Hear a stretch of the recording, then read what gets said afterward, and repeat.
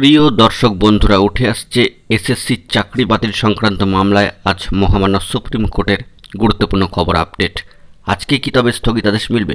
অত্যন্ত গুরুত্বপূর্ণ সিরিয়াস টপিকের উপর আর্জেন্ট ভিডিও থাকছে আপনাদের জন্য। অবশ্যই ভিডিওটিকে সম্পূর্ণ শেষ পর্যন্ত শুনে বোঝার চেষ্টা করবেন, ভিডিওটিকে শেষ পর্যন্ত দেখে নেবেন।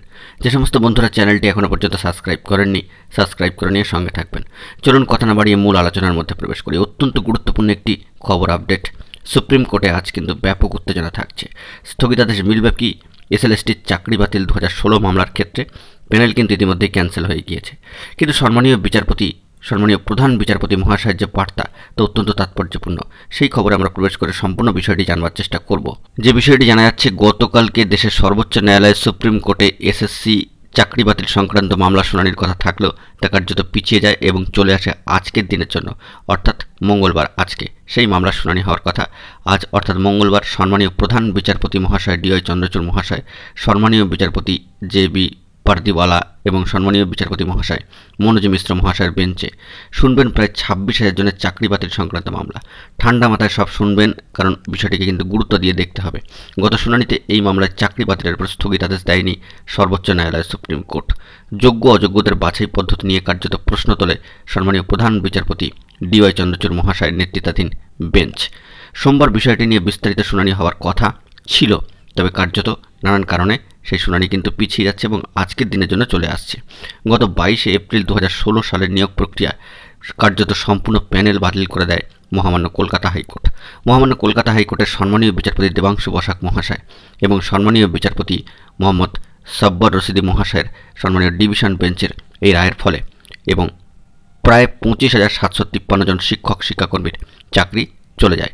এই রায়কে চ্যালেঞ্জ করে 48 ঘন্টার মধ্যেই সর্বোচ্চ ন্যায়ালয় সুপ্রিম কোর্টে যায় রাজ্য, যেখানে রাজ্য মধ্যশিক্ষা পর্ষদ ও মামলা দায়ের করে। সুপ্রিম কোর্টে যান চাকরিহারাদের একাংশ।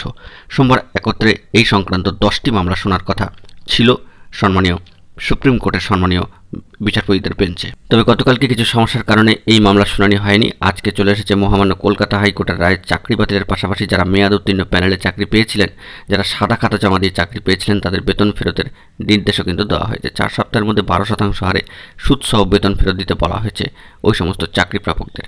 হাইকোর্টের বৃহত্তর বেঞ্চ জানায়, এসএসসির দুর্নীতি সংক্রান্ত অভিযোগগুলি নিয়ে তদন্ত চালিয়ে যাবে CBI। প্রয়োজনে তারা সন্দেহভাজনদের হেফাজতে নিয়ে জিজ্ঞাসাবাদ করতে পারবে।